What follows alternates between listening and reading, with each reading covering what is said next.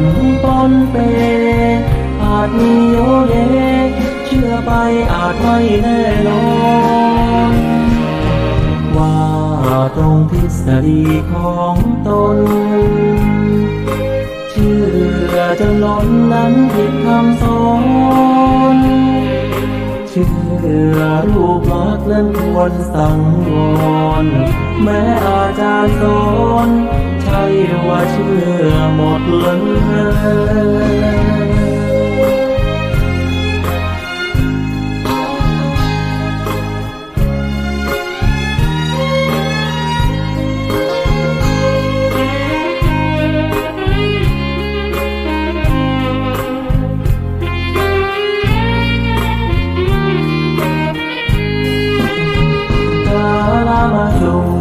บทธรรมพระพุทธศา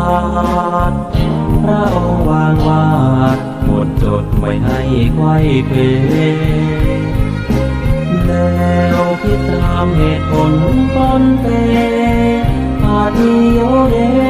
เชื่อไปอาจไม่แน่นอนว่าตรงทฤษฎีของตนเชื่อจนล้นนั้นผิดคำสอนเชื่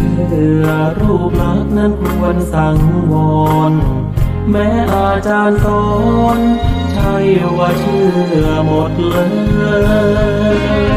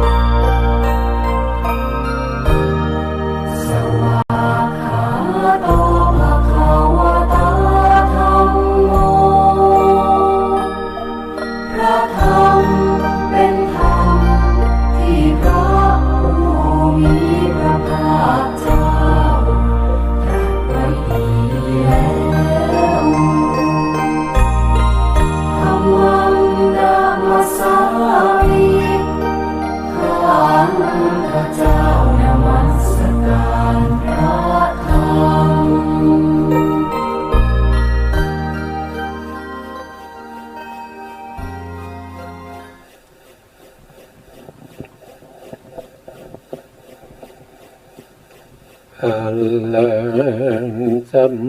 มาสัมพุทโธภะคะวะพุ พุทธังภคะวันตังอะภิวาเทมิสวากขาโตภะคะวะตาธัมโมธัมมังนัมมาสามิสุปฏิปันโนภะคะวะโตสาวกสังโฆสังฆังนะมามินะโมตัสสะภะคะวะโตอะระหะโตสัมมาสัมพุทธัสสะนะโมตัสสะภะคะวะโตอะระหะโตสัมมาสัมพุทธัสสะนะโมตัสสะภะคะวะโตอะระหะโตสัมมาสัมพุทธัสสะสัมมาสัมพุทธะมาตุลังสัจจะธัมมกานุตมังอภิวาทิยาปาติสังอภิธัมมตาสังฆังตถาวุตา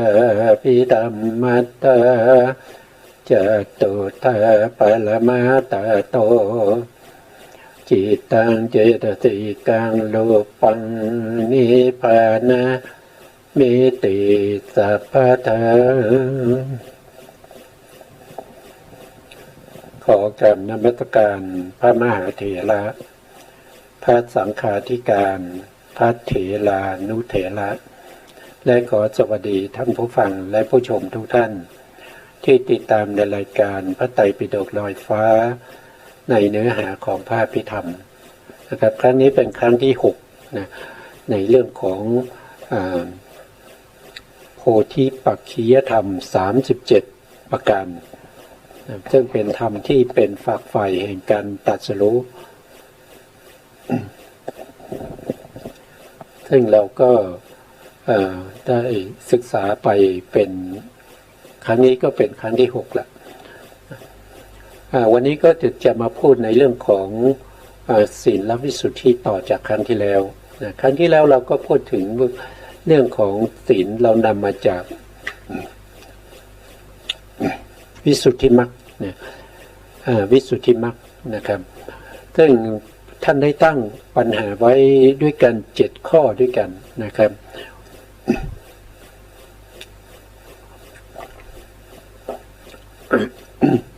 ใน7ข้อนะครับ1ก็คือศีลอะไรคือศีลเป็นคำถามนะครับข้อที่2ก็คือที่ชื่อว่าศีลนะเพราะอ่านว่าอย่างไรข้อที่3อะไรเป็นลักษณะเป็นรสเป็นอาการปรากฏและเป็นประทัดฐานของศีลข้อที่4ศีลมีอานิสงส์อย่างไรข้อที่5ศีลนี้มีกี่อย่างข้อที่6อะไรเป็นความเศร้าหมองของศีลข้อที่7อะไรเป็นความผ่องแผ้วของศีลเราก็ยังอยู่ในข้อที่1นะครับเราก็ไปดูในรายละเอียดนะครับรายละเอียดของศีล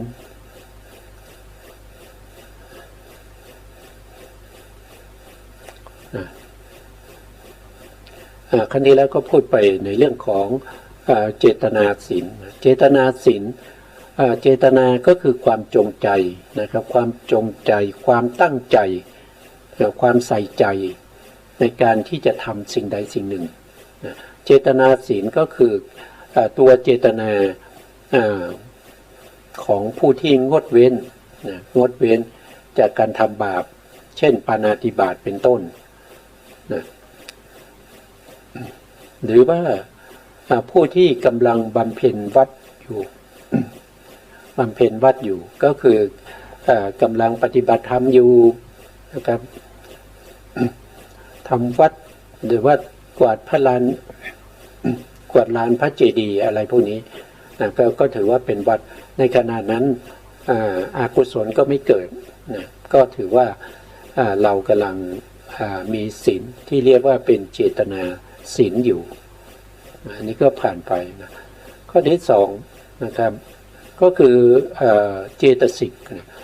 เจตสิกก็ชื่อว่าศีลนะเจตสิกก็คือได้แก่วิรติเจตสิกสามวิรติเจตสิกสามก็คือ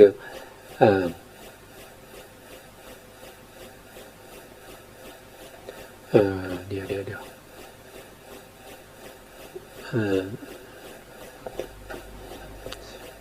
ตั้งหน้าช้อนเจตสิกศีลนะเจตสิกชื่อว่าศีลได้แก่ตัววิรัตวิรัตก็คือการงดเว้นนะวิรัตนี่แปลว่างดเว้นเจตสิกก็คือเป็นสภาวะธรรมอย่างหนึ่งที่อาศัยจิตเกิดขึ้นรู้อารมณ์เดียวกันกับจิตแล้วก็เกิดพร้อมจิตแล้วก็ดับพร้อมจิตนั้นเรียกว่าเป็นเจตสิกแต่วิรติเจตสิกนี่มีอยู่3อย่างนะครับมีอยู่3อย่างนะ3อย่างคืออะไรนะก็คือมาดูตรงแผนภูมินี้นะครับก็คือสัมมาวาจาเดี๋ยวผมขยายให้ใหญ่ขึ้นนะ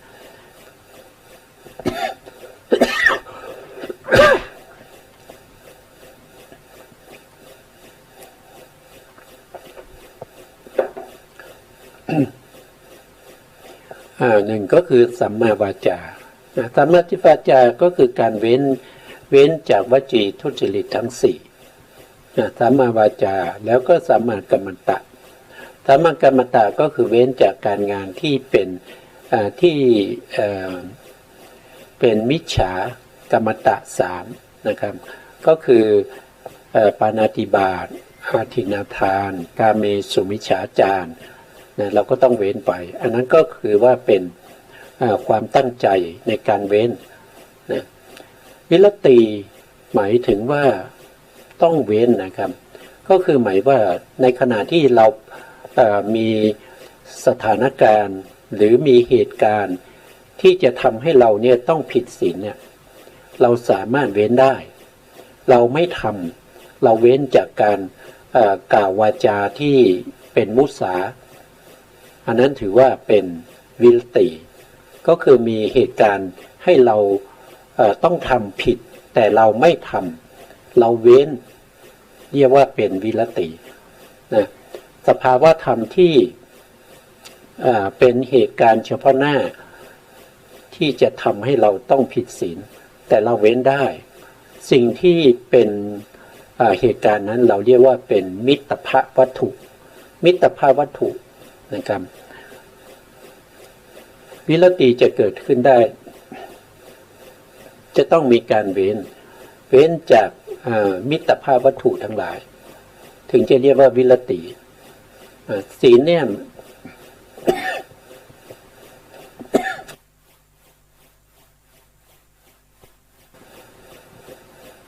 ศีลเนี่ยก็ว่าไปแล้วเนี่ยก็จะสำเร็จได้ด้วย2ประการด้วยกันนะครับประการที่1ก็ต้องมีการสมาทานไว้ก่อนนั่นก็คือมีความตั้งใจมีการอาราธนาศีลไว้ก่อนว่าเราจะตั้งใจจะงดเว้นแต่เรายังไม่ได้เว้นนะครับเราอาจจะอาราธนาศีลกับพระภิกษุก็ได้หรือว่าเราอาราธนาศีลกับเขาเรียกว่าเป็นอุเทศกะเจดีย์นะครับคือเราไปอาราธนาศีลกับพระพุทธรูปหรือว่าพระเจดีย์อย่างเนี้ยเรามีความตั้งใจในการที่จะรักษาศีลเราไปอาราธนาในขณะที่เรา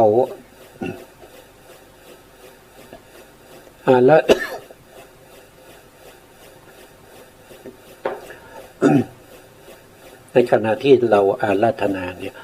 นั่นแสดงว่าเรามีความตั้งใจที่จะรักษาศีล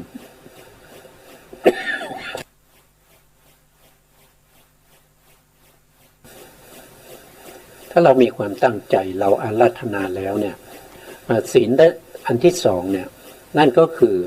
จะต้องมีการละเว้นศีลนั้นถึงจะเป็นศีลที่สมบูรณ์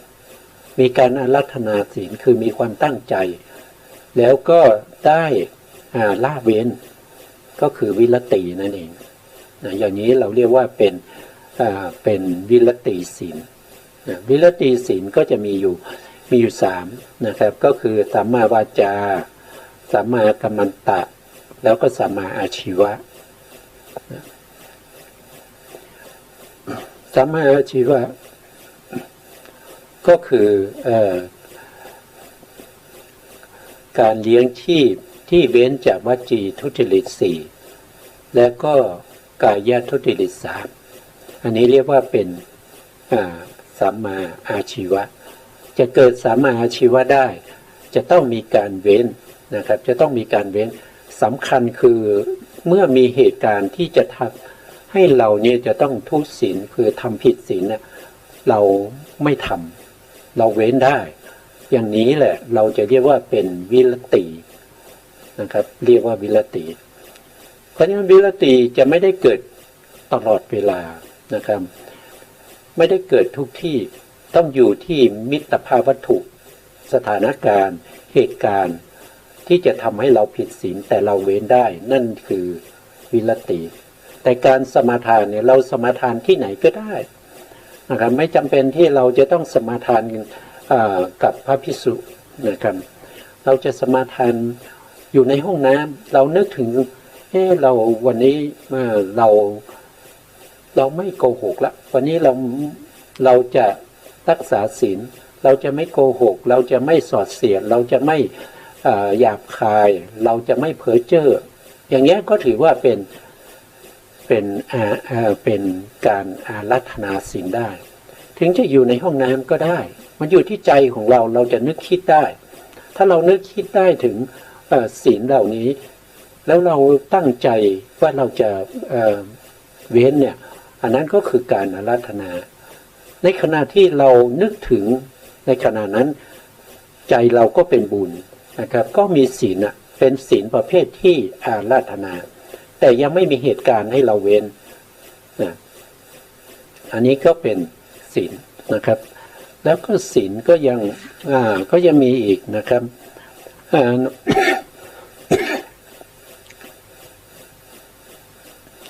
ก็ยังไม่หายนะครับเข้ารายการเมื่อไหร่ก็มีปัญหาทุกทีนะก็เป็นเรื่องของสังขารนะครับเป็นเรื่องของสังขารก็ว่าไปตามมันนะแล้วก็ดูต่อนะครับเจตนาชื่อว่าศีลเจตนาชื่อว่าศีลเจตนาในกรรมบท7ดวงของบุคคลผู้ละซึ่งบาปทั้งหลายมีปาณาติบาตเป็นต้นนะนี่ตรงนี้เจตนานะครับถ้าละเว้นปาณาติบาตเป็นต้นเนี่ยก็คือเจตสิกนะครับก็การละเว้นเนี่ยคือเจตสิกนะครับแต่ตัวเจตนาเนี่ยเป็นตัวที่เรามีความตั้งใจนะเราตั้งใจเราอาราธนาศีลนะครับที่เป็นไปในกรรมบท7กรรมบท7ตรงนี้ก็คือได้แก่วจีทุจริต4แล้วก็กายทุจริต3วจีทุจริต4ก็จะมีมุสาใช่ไหมครับสอดเสียดนะหยาบคายเพ้อเจ้อนะครับก็จะเป็น4ถ้าเป็นกายทุจริต3ก็จะเป็นปณาติบาตอาทินนาทานกาเมสุมิจฉาจารแล้วก็ส่งข้อเข้าไปอีกข้อหนึ่งนั่นก็คือได้แก่สุรานะครับก็คือการเว้นจากการดื่มสุราอันนี้สงเคราะห์นะครับสงเคราะห์ไม่ได้จัดเข้าอยู่ในกรรมบททั้ง7โดยตรงนะครับผู้ละนะครับได้แก่กุศลกรรมทั้งหลายคือความไม่โลภความไม่อยากได้อันนี้ก็เป็นอภิชฌานะครับอภิชฌาอนาภิชฌานะครับเดี๋ยวทีอนาภิชฌาก็คือความไม่โลภ ไม่อยากได้นะความไม่พยาบาทความไม่พยาบาทก็เป็นอพยาบาทนะความเห็นชอบความเห็นชอบก็เป็นสัมมาทิฏฐินะความเห็นชอบในที่นี้ก็เบื้องต่ำสุดของความเห็นชอบนั่นก็คือได้แก่การเห็นว่าสัตว์ทั้งหลายมีกรรมเป็นของตนนั่นแสดงว่าเขามีกัมมสกตาสัมมาทิฏฐิกัมมสกตาสัมมาทิฏฐิเป็นความเห็นที่เป็นสัมมาทิฏฐิความเห็นชอบที่เป็นเบื้องต้นนะเป็นเบื้องต้นเป็นนอกพระพุทธศาสนาก็ยังมีนะครับคนที่ไม่ได้นับถือพระพุทธศาสนาเนี่ยเขายังมีความเห็นว่าสัตว์ทั้งหลายมีกรรมเป็นของตนนะอันนี้เป็นเบื้องต้นนะเป็นสัมมาทิฏฐิเบื้องต้นถ้าเรามีความรู้ในเรื่องของกรรมนะเราเห็นว่า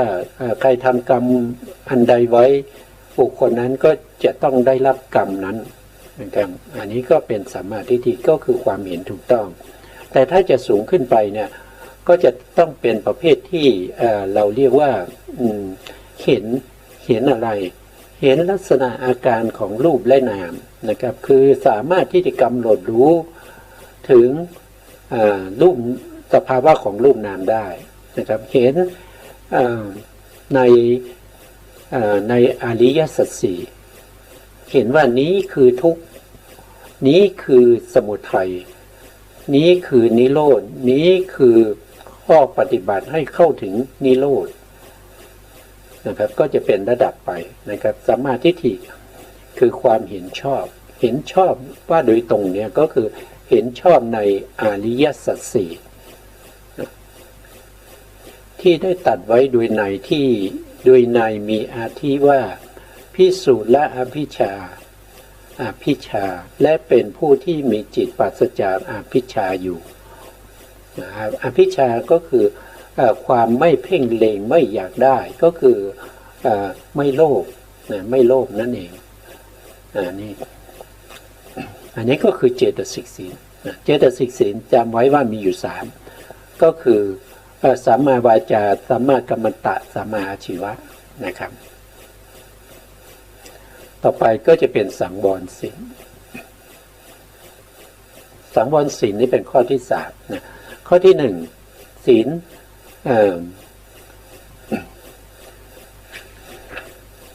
อะไรชื่อว่าศีลข้อที่1ก็คือเจตนาชื่อว่าศีล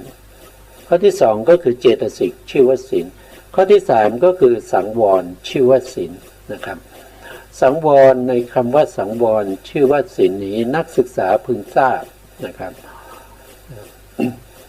โดยประการ5อย่างนะครับท่านบอกว่าสังวรเนี่ยมีอยู่5อย่างด้วยกันนะครับพึงทราบนะครับใครก็ตามนะไม่ตรงนี้ท่านแปลมาเป็นนักศึกษานะครับ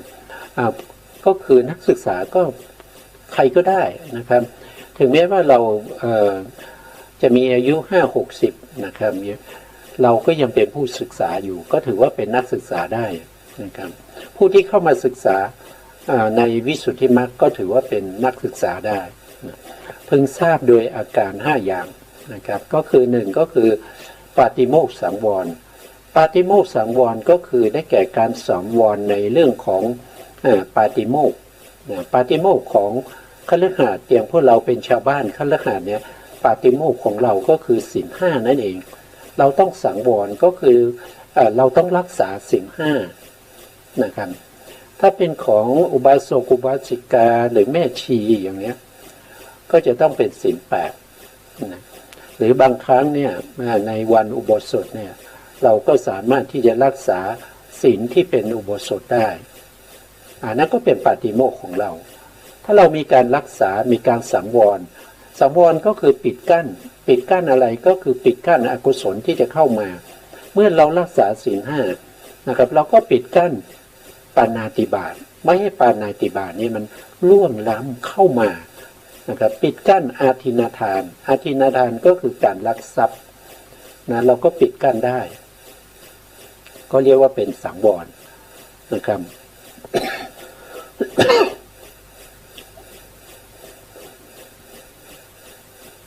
ถ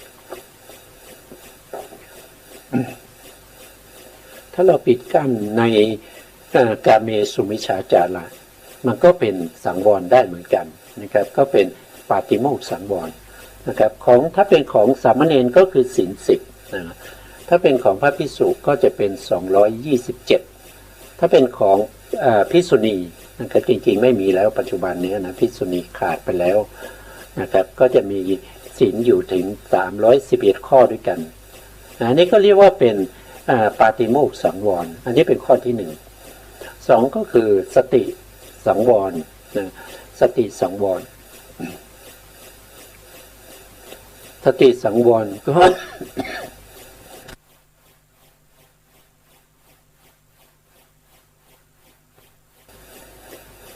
สติสังวรเนี่ยก็คือการสังวรในทวารทั้ง6นะครับก็คือสังวรทางตาเมื่อเห็นแล้วไม่เกิดอกุศลนะครับไม่เกิดอกุศลในใจอย่างนี้เราเรียกว่าเป็นสังวรปิดกั้นโลภะโทสะที่จะเข้าทางตานี่ก็เป็นอินทรีย์สังวรเรียกว่าจักขุนะครับจักขุนสีนะครับก็คือการสังวรทางตาสังวรทางตาสังวรทางหูได้ยินเสียงแล้วไม่ยินดีพอใจไม่เกิดโทสะเฉยๆนะครับไม่ทำให้จิตของเราเกิดการกระสับกระส่ายจิตของเราตั้งมั่นนะครับไม่หวั่นไหวในเสียงเหล่านั้นไม่ว่าจะเป็นเสียงนินทานะครับเสียงด่าก็ตามเสียงสรรเสริญก็ตามเราก็สามารถที่จะรักษาจิตของเราให้เป็นปกติได้อย่างนี้เรียกว่ามีสติสังวรนะมีสติสังวรเป็นไปในทวาร6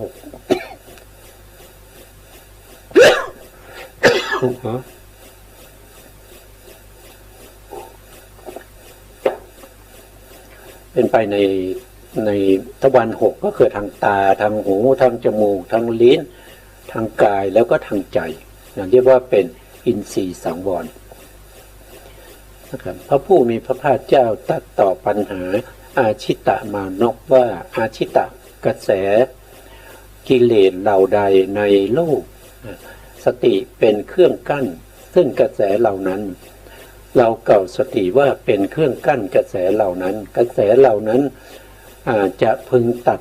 ให้ขาดได้ด้วยปัญญาชื่อว่าญาณสังวรตัวที่จะตัดกระแสก็คือตัวปัญญาพระพุทธองค์ได้ตรัสไว้นะครับสติก็เหมือนกับเป็นตัวที่ในมิลินทปัญหานะในมิลินทปัญหาท่านได้เปรียบเทียบไว้ว่าสติก็เหมือนกับเวลาที่เราเกี่ยวข้าวเนี่ยสติก็เหมือนกับมือเนี่ยที่ไปจับรวมข้าวเอาไว้ในมือแต่ละตัวปัญญาก็คือตัวเคียวที่ไปตัดต้นข้าวนั่นก็คือตัวปัญญาสติเป็นตัวที่รวบรวมจับต้นข้าวเอาไว้แต่เคียว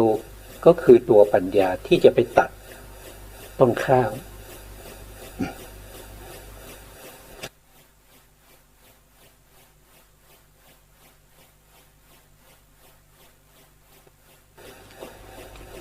นี่ก็คือสังวรที่1ก็คือปาติโมกข์สังวร2ก็คือสติสังวร3ก็คือญาณสังวรนะปาติโมกข์สังวรได้แก่ศีลทั้งหลายนะครับก็ขึ้นอยู่กับบุคคลนั้นว่าอยู่ในฐานะไหนควรรักษาศีลอะไรนะส่วนสติก็คือการลึกรู้หรือมีความตั้งใจมีความลึกอยู่ในการปิดกั้นอกุศลนะครับในทางตาทางหูทางจมูกทางลิ้นทางกายตัวปัญญาก็คือเป็นตัวที่ไปตัดอกุศลไม่ให้เข้ามานะครับตัดขาดไปเลยนะครับ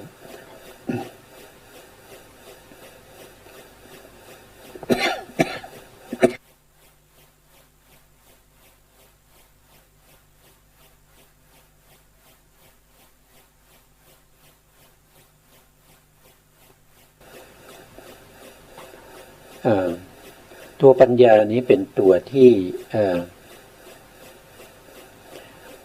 ก็ถึงซึ่งอันรวมลงในญาณ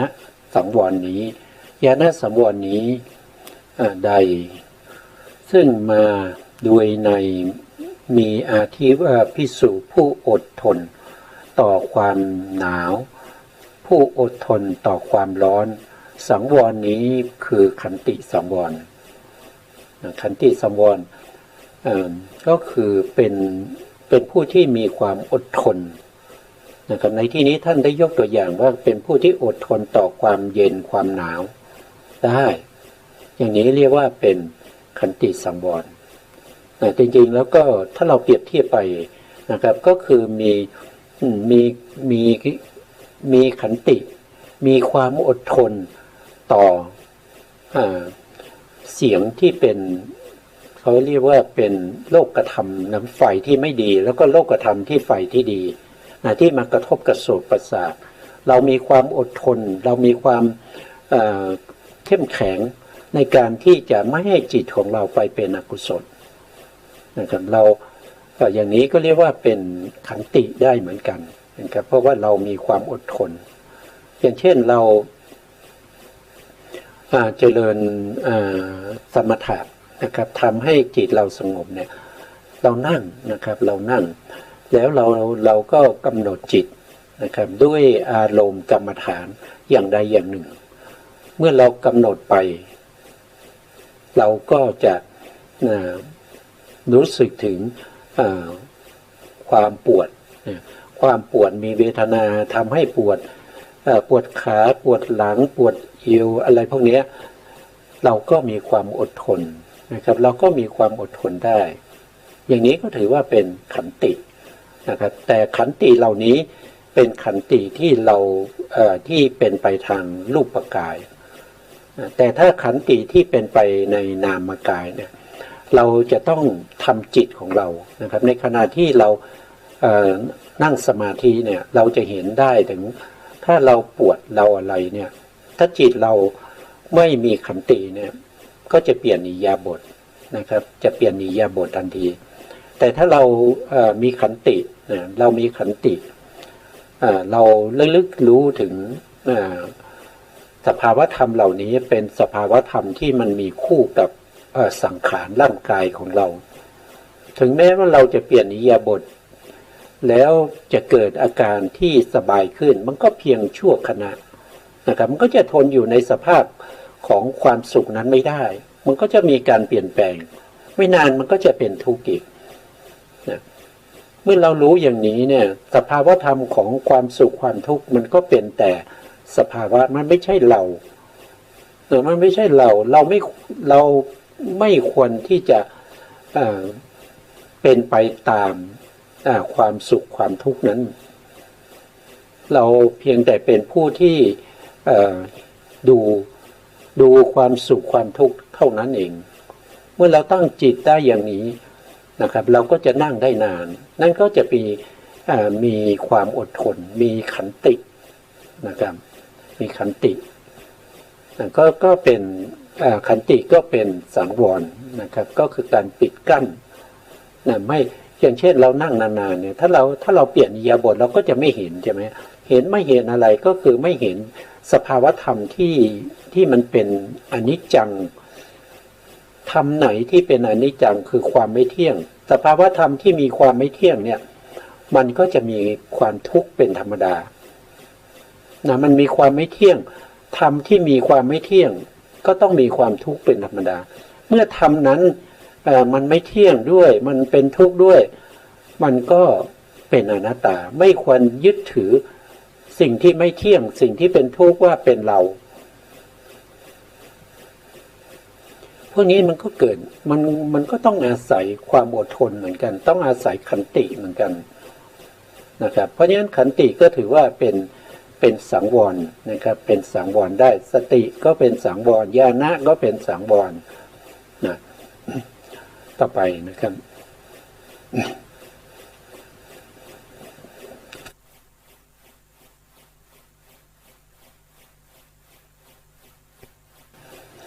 อันหนึ่งสังวรใดที่มาโดยในมีอาทิว่าภิกษุย่อมไม่ให้กามวิตกซึ่งเกิดขึ้นนะ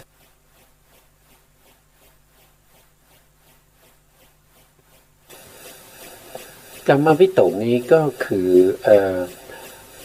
กามวิตกนะครับก็คือตัวเจตสิกนะครับตัวเจตสิกที่เข้าไปตึกนะครับเข้าไปตึกนะครับไปตึกในเรื่องอะไรก็คือไปตึกในเรื่องของกามที่เราได้ว่าเป็นกามคุณก็จะมีอยู่6อย่างนะบางที่ก็มี5บางที่ก็มี6นะก็คือตึกไปในสิ่งที่เห็นแล้วตึกไปสิ่งนั้นสวยงามสิ่งนั้นดีสิ่งนั้นน่าพอใจอย่างนี้ก็เป็นกามวิตกนะครับตึกไปในเสียงตึกไปในกลิ่นตึกไปในรสตึกไปในการกระทบสัมผัสตึกไปในเรื่องของการนึกคิดพวกนี้ก็เป็น เป็นสภาวะของวิตกก็เรียกว่าเป็นกามวิตกนะครับเป็นกามวิตกนอกจากนั้นนะครับก็ยังตึกไปในเรื่องของความพยาบาทนึกพยาบาทจองเวรเนี่ยก็เป็นพยาปาทะวิตกนะครับแล้วก็นึกไปเบียดเบียนเขาคิดอยากจะไปตบหัวเขาคิดอยากจะไปทำร้ายเขาอันนั้นก็เป็นวิหิงสาวิตกนะครับถ้าภิกษุนะไม่ปล่อยใจไปตามนี้ไม่ปล่อยใจไปในกามวิตกไม่ปล่อยใจไปในพยาปาทวิตกไม่ปล่อยใจไปในวิหิงสาวิตกอย่างนี้ก็ถือว่าเป็นวิริยะสังวรนะครับตั้งอยู่แล้วในภายในสังวรนี้ชื่อว่าวิริยะสังวรแม้อาชีพ แม้อาชีวปาริสุทธิศีลคือความบริสุทธิ์แห่งศีลก็ถึงซึ่งอันรวมลงในวิริยะสังวรนี้ อาชีวปาริสุทธิศีลก็คือหมายถึงว่า อาชีพที่บริสุทธิ์ที่เรา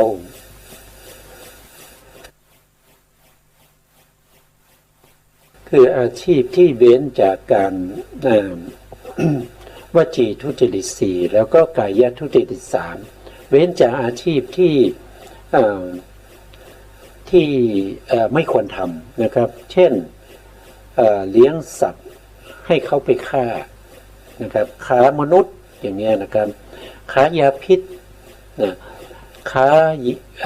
ของเสพติดทั้งหลายนะเช่นสุรานะครับสุราเมลัยยาบ้ายาไอซ์นะก็ไม่ควรนะครับแล้วก็ค้าอาวุธสงครามอย่างเงี้ยก็ไม่ควรนะครับไม่ควรทำอันนี้ก็ถือว่าเป็นอาชีพนะครับอาชีพเหล่านี้ไม่ควรทำแล้วอาชีพปกติที่เราทำอยู่ทุกวันนี้ที่เป็นสัมมาอาชีพเนี่ยก็ต้องเว้นจากวจีทุจริต4นะครับเว้นจากกายทุจริต3ที่เกี่ยวข้องกับอาชีพเหล่านี้ก็ถึงจะเรียกว่าเป็นอาชีวปาริสุทธิศีลคือมีคืออาชีพเนี่ยมันจะเกี่ยวข้องกับวิริยะด้วยนะครับมันอาชีพของพระภิกษุเนี่ยก็คือได้แก่บิณฑบาตนะครับอาชีพที่บริสุทธิ์ของพระภิกษุเนี่ยก็สำเร็จได้ด้วยวิริยะนะครับวิริยะก็คือความเพียรนะครับในที่นี้ก็คือวิริยะสังวรนะครับก็มีความเพียรที่ไม่ให้อกุศลนะครับอกุศลลุกล้ำเข้ามาในจิตใจของเราอันนี้ก็เป็นวิริยะสังวรนะ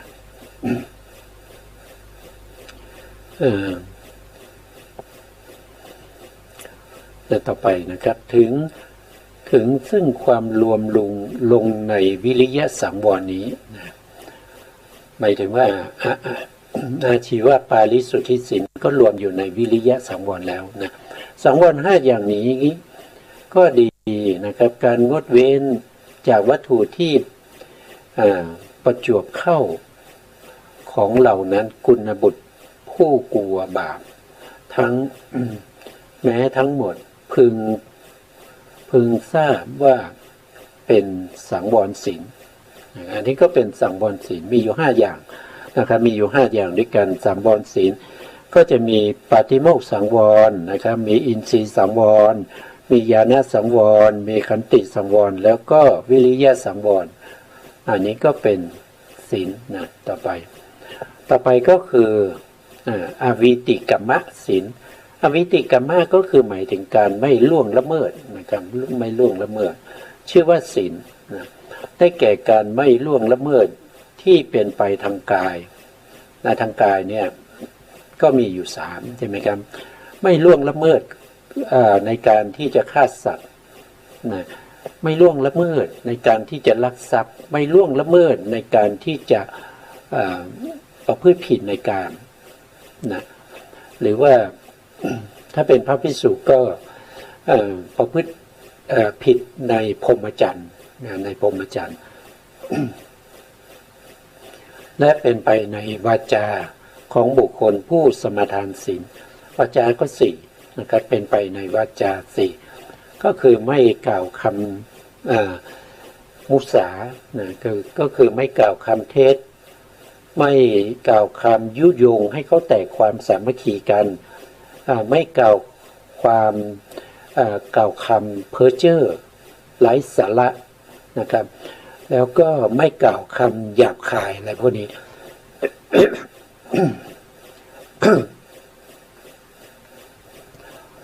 นะต่อไปการวิสัชนาปัญหาข้อว่าอะไรชื่อว่าศีลประการแรกยุติลงนะครับก็คืออะไรชื่อว่าศีลนะศีลก็จะมีอยู่ทั้งหมดเท่าไหร่เอ่ยนะครับก็จะมีอยู่1ก็คือเจตสิกชื่อว่าศีล2เจตนาชื่อว่าศีล3สังวรชื่อว่าศีลนะครับ4อวิติกัมมะชื่อว่าศีลก็จะมีอยู่4ข้อด้วยกันนะครับต่อไปก็จะมีวิสัชนาในปัญหาที่2นะปัญหาที่2นี้ท่านก็ได้มีคำถามว่าศีลด้วยอัดว่าอย่างไรนะครับเราก็มาดูในรายละเอียดนะครับ ข้อที่7นะครับจะวิสัชนาปัญหาข้อที่เหลือต่อไปดังนี้ปัญหาว่าที่ชื่อว่าศีลเพราะอาจว่ากะไรวิสัชนาว่าที่ชื่อว่าศีลเพราะอาจว่าความปกติถามว่ามีความปกตินี้คืออย่างไรนะปกตินะมันเป็นอย่างไรนะครับตอบว่านะครับความทรงอยู่อย่างเรียบร้อยหมายความว่าความเป็นผู้มีกิริยาทางกายนะครับเป็นไปไม่เกาะเกี่ยวด้วยอำนาจด้วยอำนาจสุภาพเรียบร้อยอย่างหนึ่งคือความรองรับหมายความว่าสภาวะที่รองรับด้วยสามารถเป็นฐานรองรับกุศลธรรมทั้งหลายก็แหละความหมาย2อย่างนี้เท่านั้นคือศีลศัพท์นี้บรรดาอาจารย์ผู้เชี่ยวชาญในลักษณะของศัพท์รับรอง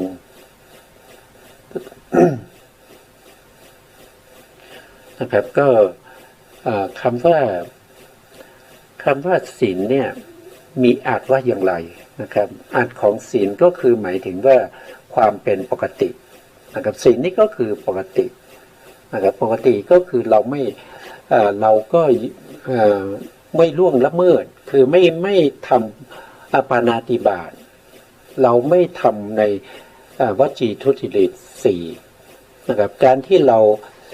ทำกายทุจริต3หรือวจีทุจริต4นั้นแสดงว่าเราไม่เป็นปกติ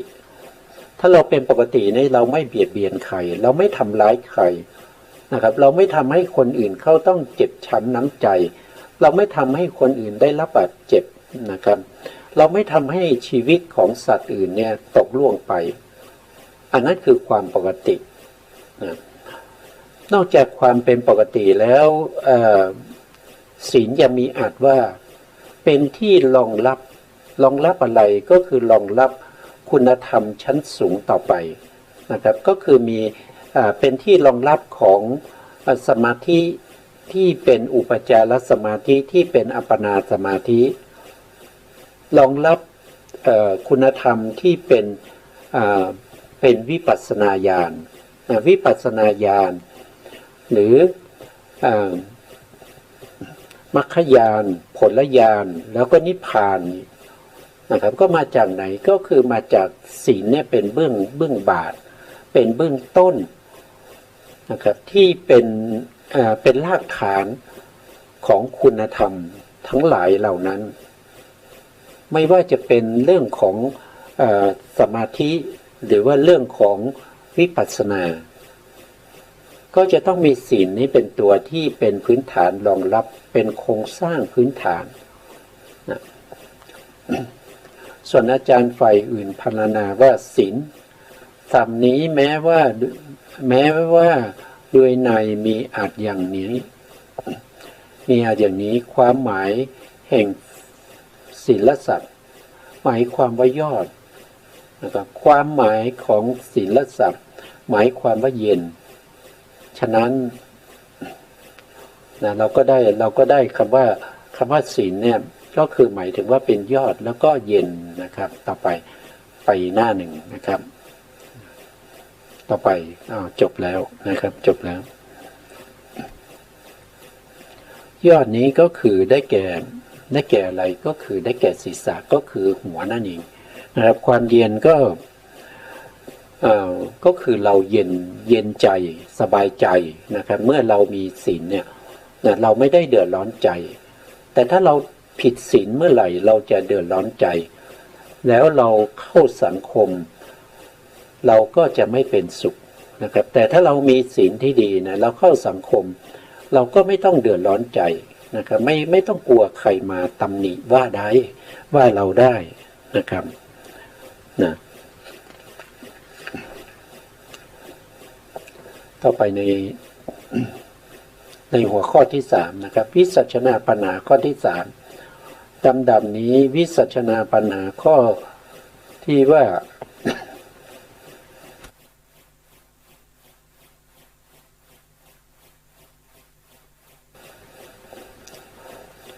วิสัชนาปัญหาที่ว่าอะไรเป็นลักษณะเป็นรส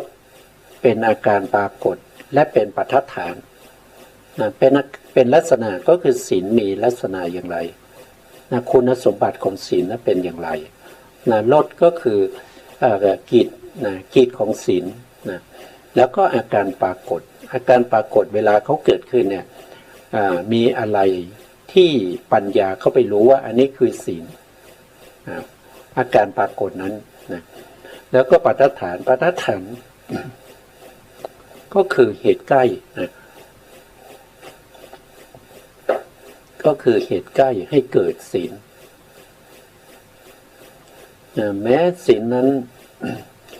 ถึงจะ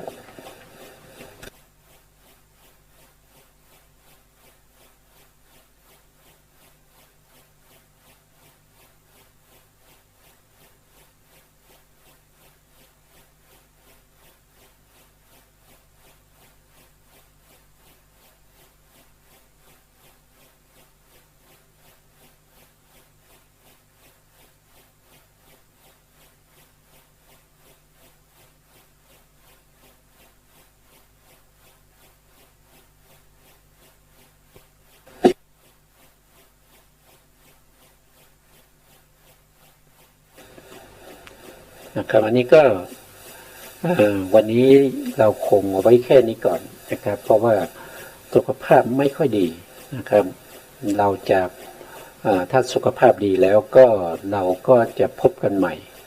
พบกันใหม่อีกในครั้งต่อไปดีกว่านะครับครั้งต่อไปถ้ายังสุขภาพยังเป็นอย่างนี้ก็จะงดรายการหนึ่งนะครับของงดรายการนะอันนี้สุขภาพไม่ค่อยดีเลยนะพูดอะไรก็ไม่ดีนะครับก็ขออภัยท่านผู้ฟังด้วยนะครับวันนี้ไม่